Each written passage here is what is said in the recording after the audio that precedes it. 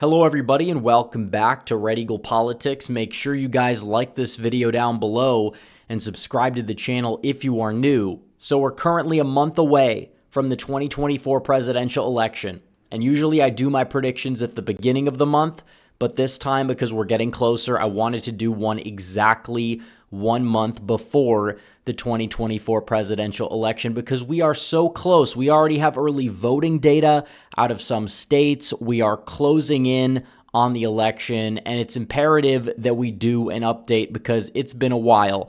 And first, before we do this update, I think it's important that we look at the national polling and see where things stand today. Kamala Harris has a popular vote lead. She leads roughly 49% to 47%. But the issue for Kamala Harris is the popular vote does not dictate the winner of the election. The Electoral College dictates the winner of the election, and she's probably going to need to win the popular vote by a little bit more than what the polls currently show if she wants to go out there and win the election. Now, do keep in mind, if you look at the polls this day in history, Hillary Clinton led the polls by 4 points. She only won the final popular vote by 2.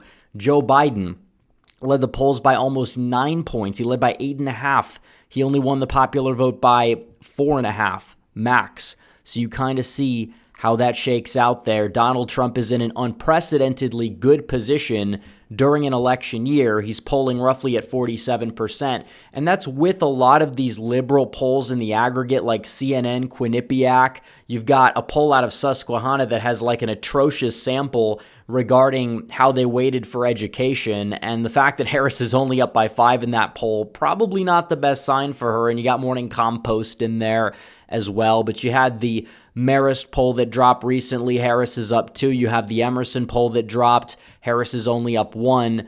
So overall, she's currently up by 2. I think the polls are going to overestimate her support in the net margin again. Donald Trump usually comes in strong at the close, and I think she probably does, as things stand today, win the popular vote, but it's like going to be by around a point, maybe a little bit more than that.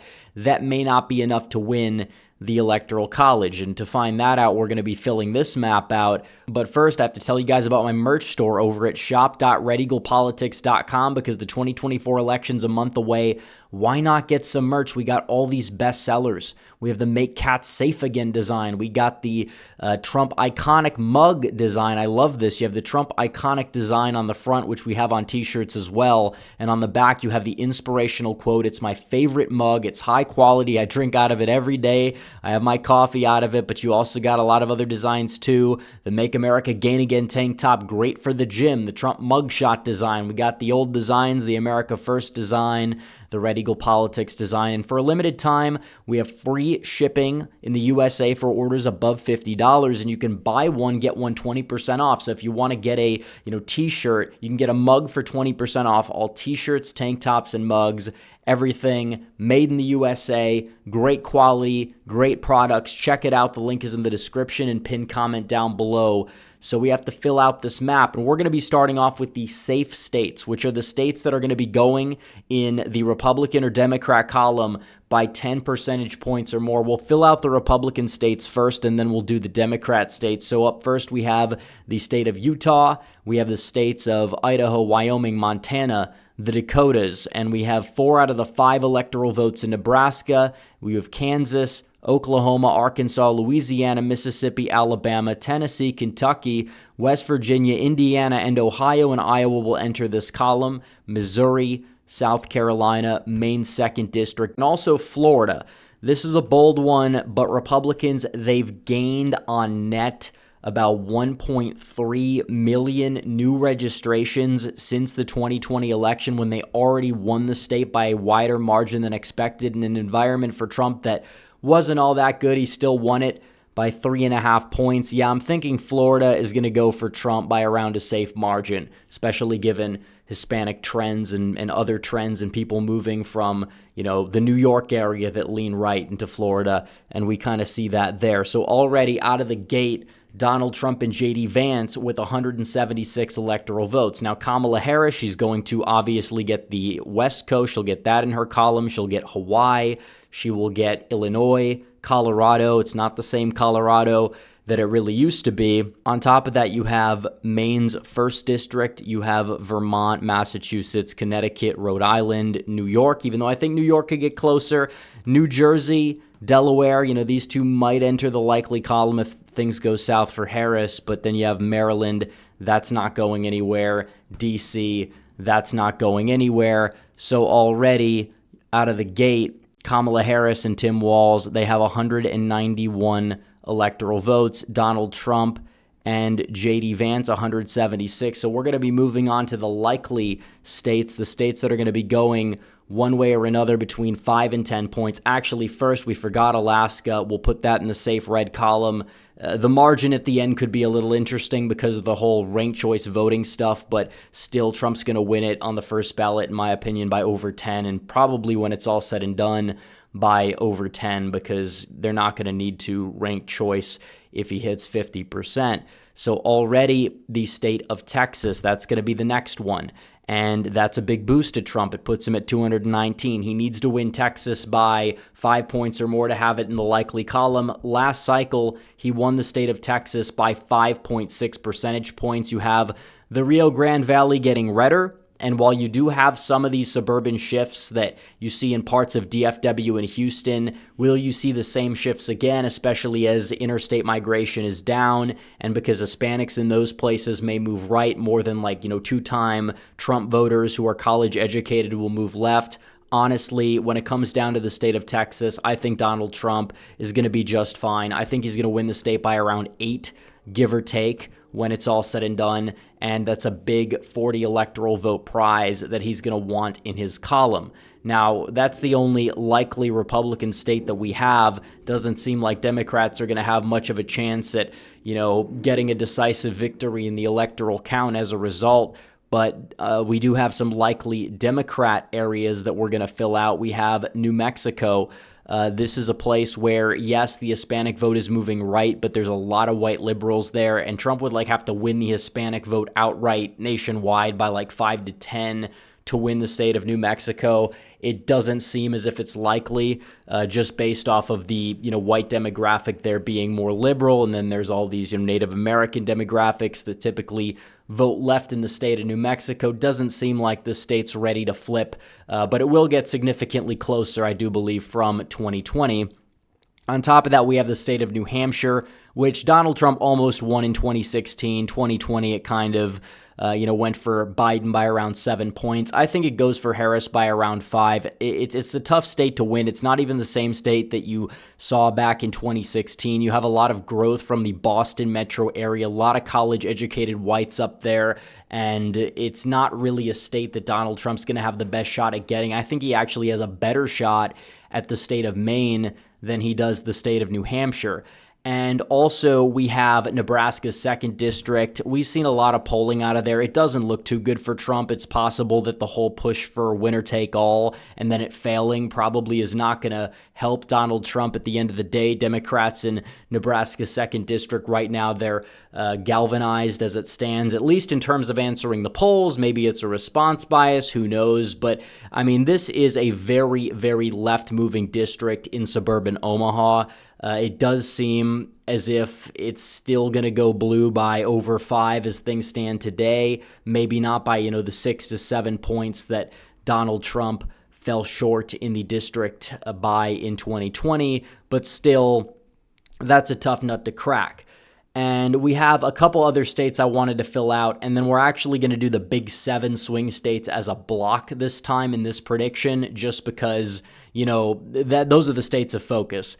But in terms of the other states that are going to be going in the Democrat column, we'll include the lean Democrat states as well. The state of Virginia, I'm kind of torn on putting this one in the likely column or the lean column. The early voting data looks very good for Republicans in the state of Virginia. That's for certain. But at the same time, there's a lot of ground to make up. It did vote for Biden, by over 10 percentage points in the 2020 election. I think it's going to go blue by around 5 to 6, kind of like the 2016 margin there. But Republicans are doing very, very well getting these low propensity voters out in the early voting, which is very good news for states across the country when early voting starts in person in states like North Carolina, Georgia, Arizona, you name it. So you see Virginia, 13 electoral votes in Kamala Harris's column. On top of that, we have Maine. I'm actually going to put Maine in the lean Democrat column. I do believe that Kamala Harris is going to win Maine, but just because of the fact that Biden did have this unique northeastern strength that already just kind of gets wiped away by not just the past 4 years, but also he's not on the ballot. You have the unknown San Francisco Kamala instead of the Scranton Joe. Obviously, that plays into Pennsylvania a lot more,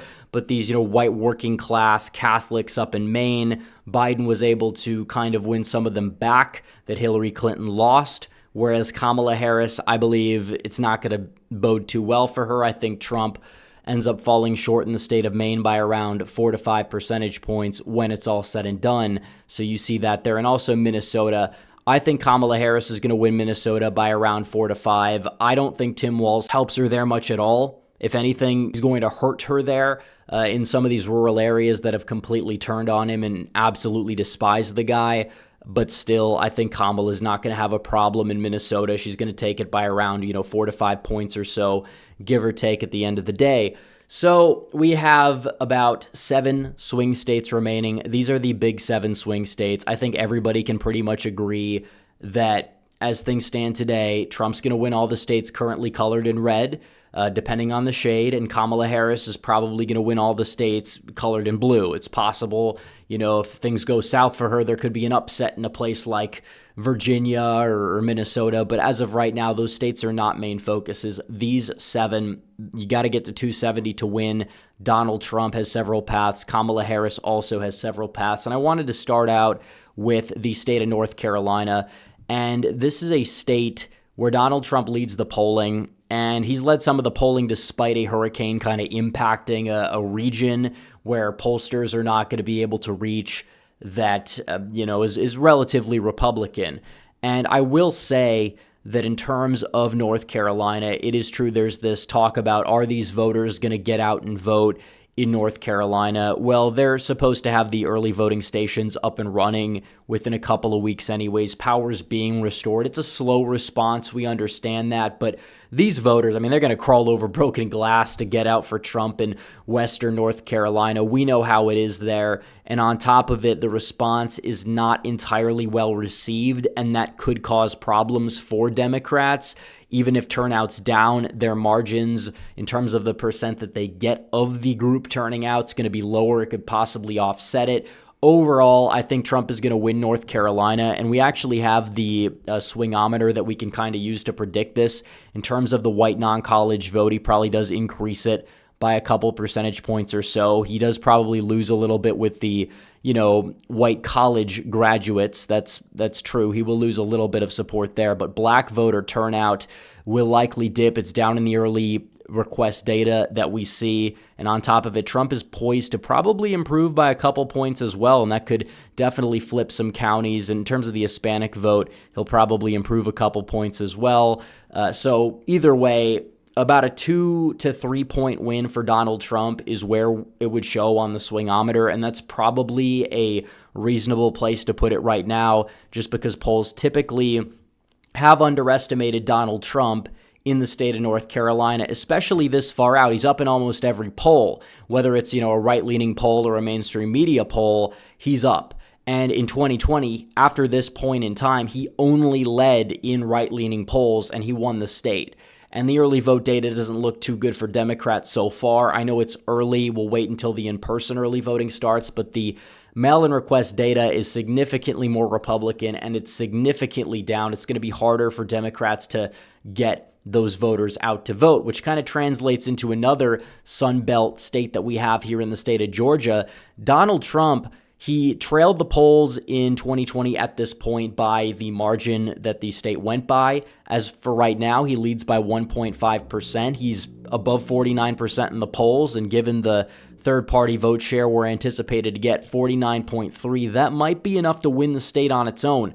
We'll have to wait and see for sure. But in terms of Georgia, this is a state where the suburbs of Atlanta grew a lot between 2010 and 2020. They're not growing as fast right now. Donald Trump, is he going to be able to gain with white non-college votes there? Maybe not quite that much. He might gain like a point or two. As for white college grads, yeah, there's a chance he does bleed some support there. There's, a good argument you could make for that just based off of trends. I don't think he's going to lose a ridiculous amount of support just because if you have voters that stick with you twice, are they going to bail the third time?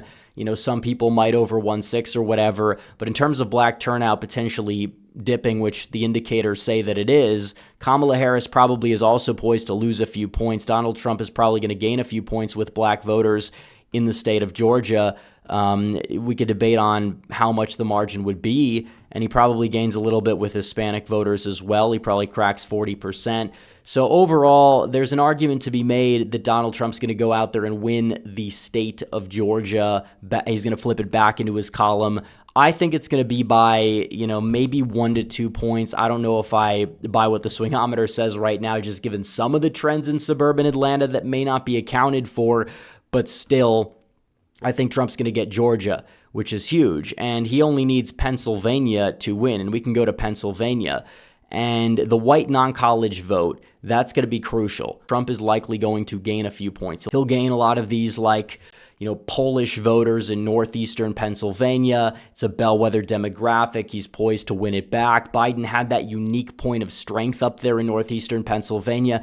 And honestly, the Philly suburbs, his advertisements were airing in the Philadelphia media market for years and years on end over the decades. They were comfortable with him. Scranton Joe, it was a LARP, but it paid off. But Kamala Harris, San Francisco Kamala, do you really have that same level of appeal overall? I don't really see it. And when you just adjust the demography to what a lot of, the polls are saying, even conservative estimates of the black vote, let's say Trump only gets, a few points on net of an improvement. He'll gain with Hispanic voters in places like the Lehigh Valley and Philadelphia. I believe he will gain there.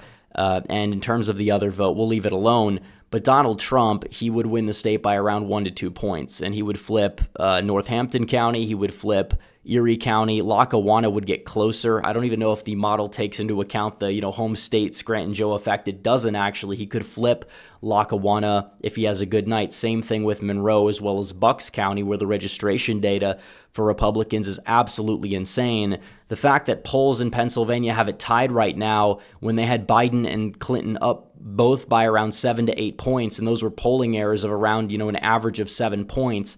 I'm not saying Trump's going to win Pennsylvania by 7 points. You'd love to see it, but the fact that polls right now have it tied should tell you that, yeah, they're still likely, missing some of those white working class voters. It's probably not as bad as it was in 2016 in the polling, but Donald Trump probably does take the state of Pennsylvania as things stand today, which would get him to 270 and would give him the White House. Now, we'll do Wisconsin, and then we'll do Michigan. Wisconsin's a very easy state to flip, especially because Democrats have less room to grow with these white college grads, but Republicans have a lot of room to grow with these white working class voters. Kamala Harris, not really the best fit. Donald Trump making that outreach to those union workers, and we see that in these Teamsters polls. It's crazy. He probably will lose a couple points of support with the suburban, white, college-educated voters, but it's not going to be by much, and they're less of the electorate. It's not going to be by enough to offset it, even if you adjust the turnout levels a little bit. And as black voters go, I think that, yeah, he probably does gain. He'll gain a little bit here and there. Hispanic voters, they have him at 42 already. That seems high. We'll probably leave that alone. But what it shows is that Donald Trump, in the state of Wisconsin, as things stand, he probably does win the state by close to 2 points. Right now, we'll put it as, tilt. You can maybe even make a case for lean.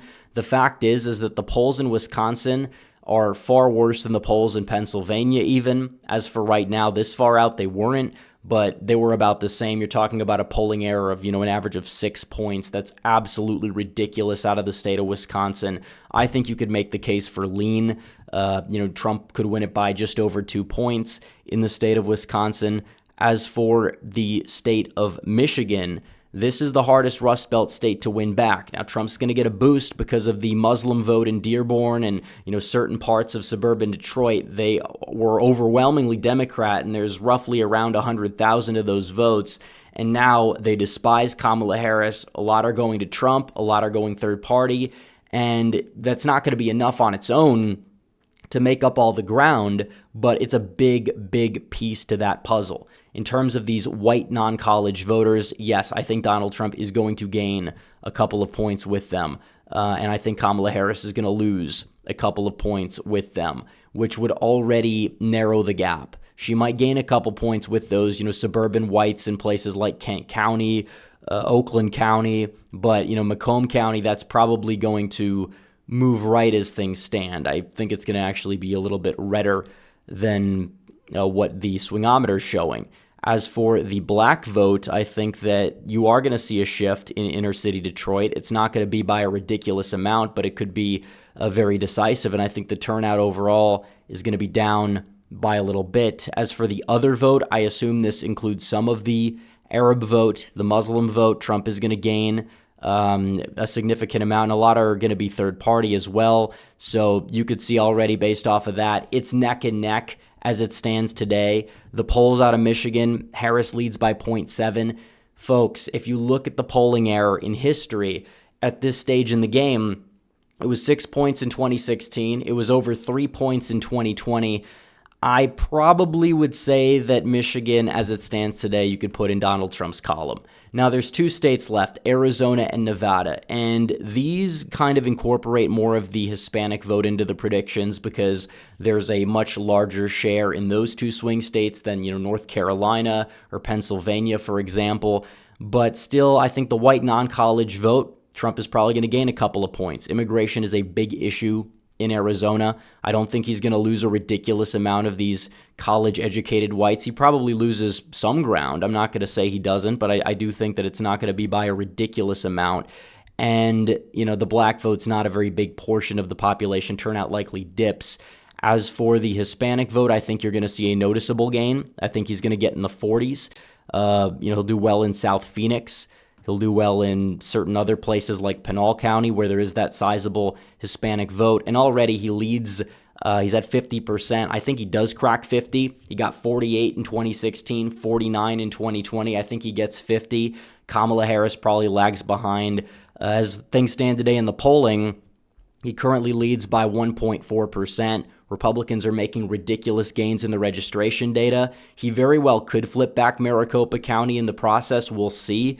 But as for right now, I think, Arizona, you could easily make a case that it would be lean Republican. Now we can go to the state of Nevada, which is a very interesting state because the polls were looking so good for Donald Trump for so long. He was leading by 5 against Biden. Kamala Harris kind of making a little bit of a comeback in the polling, but it's not like a ridiculous amount that she's made up. It's possible polls could be underestimating Donald Trump in Nevada as they did in this point in 2020. Nevada's a state that people say the polls always underestimate Republicans, but that's not always the case. And when you look at a state like Nevada, we don't have any early vote data yet, but Donald Trump, he likely does well with the service industry. Kamala trying to steal the no tax on tips thing, it was petty. I don't think that's helping her necessarily. Maybe stop the bleeding it is, but it's not helping her do much. So I do think that he probably gains marginally with those white non-college educated voters. He probably does lose a little bit of the white college vote,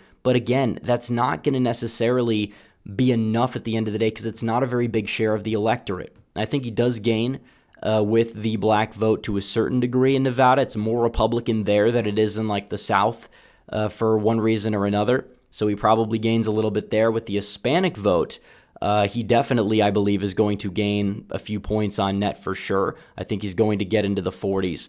By how much is a question that needs to be answered. And as for the Asian vote, you have a lot of working class Filipinos I think Trump is going to improve with. And as a result, I think it's going to be super close. I really do. We could debate the margin for sure. I think Donald Trump's going to win it by under 20,000 votes. And it's not the final prediction. We'll see what happens. But I'm sticking to the 312, 226. The more data we get, the more polling data, the more early vote data and the ballot request data that comes in. It doesn't give us the full picture. We're going to do another prediction later this month. But as things stand today, we got Donald Trump with 312 electoral votes, Kamala Harris with 226 electoral votes. So anyways, guys, thanks for watching this video. Like this video down below, comment down below, subscribe to the channel, hit the bell for notifications so you never miss another video. Follow me on social media. The links are all in the description down below. And I will see you guys in the next one. Red Eagle, out.